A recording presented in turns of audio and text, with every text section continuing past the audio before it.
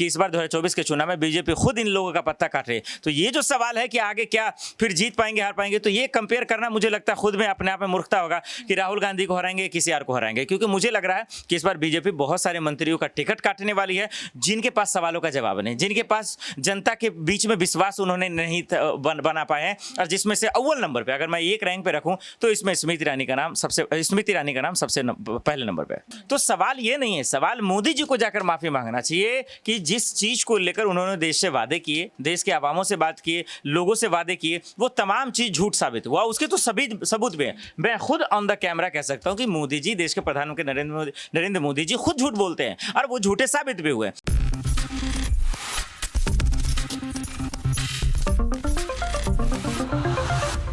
नमस्कार, next 9 news देख रहे हैं आप और मैं हूं आपके साथ प्रज्ञा सिंह। कांग्रेस नेता राहुल गांधी के लिए कल का दिन बहुत ज्यादा महत्वपूर्ण है क्योंकि राहुल गांधी को जो इस वक्त लगातार निशाने पर भारतीय जनता पार्टी लेती हुई नजर आ रही है, वो सिलसिला पूरी तरह से कल या तो खत्म हो जाएगा या फिर राहुल गांधी की उम्मीदें टूट जाएंगी। दरअसल आपको बता दें कि सुप्रीम कोर्ट में सुनवाई है मोदी सरनेम मामले को लेकर। जो मानहानि का मुकदमा राहुल गांधी के खिलाफ दायर किया गया था, इसमें कल सुनवाई है। सवाल लगातार ये उठ रहा है कि पूरी की पूरी भारतीय जनता पार्टी जिस तरह से राहुल गांधी की आवाज को दबाने की कोशिश कर रही है, क्या वो पूरी हो पाएगी? क्या वाकई में राहुल गांधी क्या चुनाव लड़ने का जो सपना है वो सपना रह जाएगा? 8 सालों के लिए राहुल गांधी कह सकते हैं राजनीति से संन्यास लेते हुए दिखाई देंगे। सवाल लगातार बढ़ते हुए दिखाई दे रहे हैं और अब इंतजार बहुत कम रह गया है, कुछ घंटे, और सुप्रीम कोर्ट में ये आखिरकार पता चल जाएगा कि लोकतंत्र क्या अभी भी बचा हुआ है। क्योंकि कहीं ना कहीं अब जनता ये कहते हुए नजर आ रही कि भारतीय जनता पार्टी जब से सत्ता में आई है, सरकार पूरी तरह से तानाशाह हो गई है और हर बीतते दिन के साथ लोकतंत्र की हत्या हो रही है। और सवाल लगातार ये भी उठ रहा है कि वो राहुल गांधी जो भारत जोड़ो यात्रा के बाद कहीं ना कहीं अपनी छवि को पूरी तरह से बदल चुके हैं, क्या अब सुप्रीम कोर्ट राहुल गांधी को राहत देता हुआ दिखाई देगा? इन तमाम सवालों को लेकर आज एक बार फिर से हम न्यूज रूम में आ चुके हैं। समझने की कोशिश करेंगे कि कल आखिरकार सुप्रीम कोर्ट का फैसला किसके समर्थन में आता हुआ दिखाई देगा। वो जो जनता के मुद्दों को उठाने का काम कर रहा है या फिर वो जो जनता की आवाज को दबाने की कोशिश कर रहा है। यहाँ पर देखिए, जिस तरीके से अगर मैं बात करूं, मेरे साथ मेरे सहयोगी आसिफ मौजूद हैं, इनसे समझने की कोशिश करेंगे कि क्या लग रहा है, सुप्रीम कोर्ट आखिरकार क्या वाकई में लोकतंत्र को बचा पाएगा? क्योंकि ये लगातार सिर्फ कांग्रेस पार्टी या विपक्षी दल ही नहीं, अब आम जनता कहती हुई भी नजर आ रही कि जब से मोदी सरकार आई है, हर बीतते दिन के साथ कहीं ना कहीं लोकतंत्र का गला घोटा जा रहा है। क्या लग रहा है आसिफ, कल कैसा फैसला सुप्रीम कोर्ट की तरफ से आता हुआ देखा जाएगा? जी शुक्रिया। देखिए, इसमें कोई शक नहीं, कल बहुत बड़ा दिन कांग्रेस के खेमे से भी है, 2024 के चुनाव से भी, कि आखिर हमेशा लोकतंत्र में पक्ष विपक्ष की ज़रूरत होती है। तो इस हिसाब से अगर आप पूरे देश लेवल पे, क्योंकि आम आदमी के चुनाव है, लोकसभा चुनाव है, इस लेवल पे आप किसी स्टेट की पार्टी को उतना तवज्जो नहीं दे सकते जितना कांग्रेस को आप दे सकती हैं। तो इस लिहाज से हम सबको पता है कि कांग्रेस वर्सेस बीजेपी की ही लड़ाई होती है। हाँ, इसमें छोटे छोटे पार्टी आती हैं जो सहयोग करते हैं, जो यूपी बिहार राज्य से। तो इस लिहाज से अगर आप देखें तो राहुल गांधी के लिए बहुत ज़रूरी है कि उनकी सदस्यता वापस हो, क्योंकि जब वो वापसी नहीं होगा तो चुनाव नहीं लड़ेंगे, जब चुनाव नहीं लड़ेंगे तो फिर राहुल वर्सेस मोदी का जो एक स्लोगन है वो लोगों के जवाब पे नहीं आएगा। तो एक उम्मीद तो है, कल यही वजह है कि कांग्रेस के खेमे में खुशी की भी लहर है। सबूत और वकील किस तरीके से पेश कर पाएंगे, हालांकि कल ही माफ़ी चाहता हूँ कि उन्होंने सफाई दे दी हुई, अपने बयान भी दे दिए, दर्ज भी करा दिए हैं। मुझे लगता है कि शायद राहुल गांधी को शायद कुछ ना कुछ जो है अच्छे कुछ जो है फैसले आएंगे। लेकिन राहुल गांधी ने जो बयान दाखिल किया है, उसके बाद भारतीय जनता पार्टी कह रही है कि राहुल गांधी कहीं ना कहीं समझ चुके हैं कि सुप्रीम कोर्ट का फैसला कैसा आने वाला है और इसीलिए अब वो घबरा रहे हैं, बौखला रहे हैं और इसीलिए कहीं ना कहीं अपने पक्ष को रखने की कोशिश कर रहे हैं, या यूं कहें कि पक्ष रखने को मजबूर हो गए। जिस तरीके से राहुल गांधी ने अपने बयान में कहा भी कि माफी नहीं मांगी तो मुझे घमंडी कहा गया। तो राहुल गांधी ने जो बयान दिया है,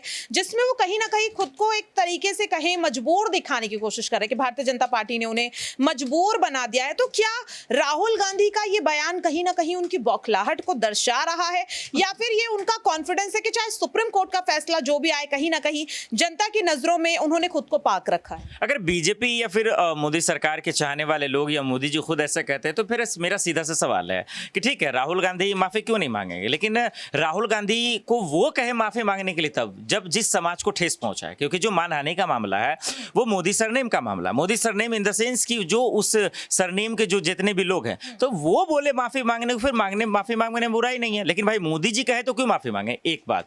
दूसरी बात कि जिसने एफआईआर किया वो भी एक अलग आदमी। आप देखिए सुशील कुमार मोदी, वो बोल दे कि माफी मांगेंगे तो बिहार में वो केस करवा देते हैं, फिर ये 4 साल बाद क्यों?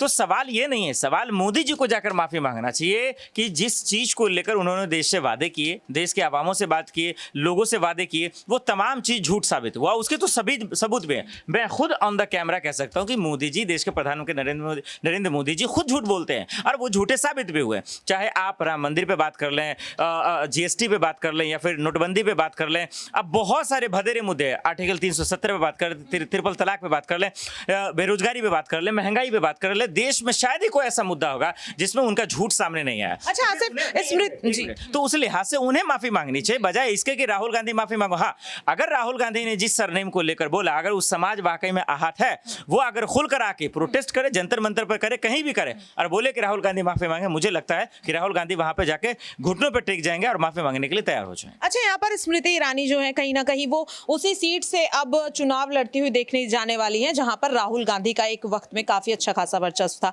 स्मृति ईरानी कह रही है कि राहुल गांधी कहीं ना कहीं बच ही गए, क्योंकि अगर वो चुनावी खेमे में उतरते तो जैसा हाल उनका अमेठी में हुआ था, कहीं ना कहीं वायनाड में वैसा ही होगा। लेकिन स्मृति ईरानी इस वक्त जिस तरह से लगातार सोशल मीडिया पर उन्हें आम जनता फटकार लगाती हुई नजर आ रही, लताड़ती हुई नजर आ रही है, मणिपुर में हुई हिंसा को लेकर, बेटियों के साथ हुई दरिंदगी को लेकर, तो जो स्मृति ईरानी यहाँ पर राहुल गांधी को लेकर ये तमाम चीजें कहती हुई नजर आ रही, क्या लग रहा है साल 2024 में क्या वो खुद अपनी सीट को, अपनी सत्ता को बचा पाएंगी, जो जिस तरह से जनता उन पर अब सवाल उठा रही है? देखिए, ये तो बहुत दूर का आपने सोच लिया। सवाल तो यही होगा कि क्या मोदी जी इस बार उनको टिकट भी देंगे। मुझे ये सोचिए, वो स्मृति ईरानी और वो मोदी के मंत्री जो अपने बेटियों पे एक जब पवन खेरा सवाल खड़े करते हैं तो पूरा उनका खून खौल जाता है, पूरी तरीके से आग बबूला होती है। जब देश की बेटियों को पूरा नंगा कर बिना कपड़े के पूरे देश में घुमाया जाता है, तब उनको शर्म नहीं आता, तब उनका मन विचलित नहीं होता, तब उन्हें तकलीफ नहीं होता। फिर ऐसे मंत्री से आप क्या उम्मीद करेंगे कि वो अमेठी की जनता के लिए इंसाफ करेंगे? फिर आप उस मंत्री से क्या इंसाफ करेंगे कि अमेठी की बच्चियों के लिए जो है आवाज उठाएंगे? फिर उस मंत्रियों से क्या इंसाफ करेंगे कि वो हाथरस की बेटियों के लिए आवाज उठाएंगे? ये इनके दोहरा चरित्र, दोहरा रवैया हम सबके सामने है, और यही वजह है कि इस बार 2024 के चुनाव में बीजेपी खुद इन लोगों का पत्ता काट रही है। तो ये जो सवाल है कि आगे क्या फिर जीत पाएंगे, हार पाएंगे, तो ये कंपेयर करना मुझे लगता है खुद में अपने आप में मूर्खता होगा कि राहुल गांधी को हराएंगे, किसी और को हराएंगे, क्योंकि मुझे लग रहा है कि इस बार बीजेपी बहुत सारे मंत्रियों का टिकट काटने वाली है जिनके पास सवालों का जवाब नहीं, जिनके पास जनता के बीच में विश्वास उन्होंने नहीं बना पाए हैं, और जिसमें से अव्वल नंबर पे, अगर मैं एक रैंक पे रखूं तो इसमें स्मृति ईरानी का नाम सबसे पहले नंबर पे। जी बिल्कुल, देखिए कहीं ना कहीं ये बात काफी सही बोली है आसिफ ने, और सवाल लगातार यही उठ रहा है कि जिस तरीके से लगातार भारतीय जनता पार्टी कहीं ना कहीं कमजोर हो रही है, दावा भले ही यहाँ पर एनडीए करते हुए नजर आ रही हो कि 38 यहाँ पर कह सकते हैं उनके साथ पार्टियों का समर्थन है, लेकिन ये समर्थन साल 2024 तक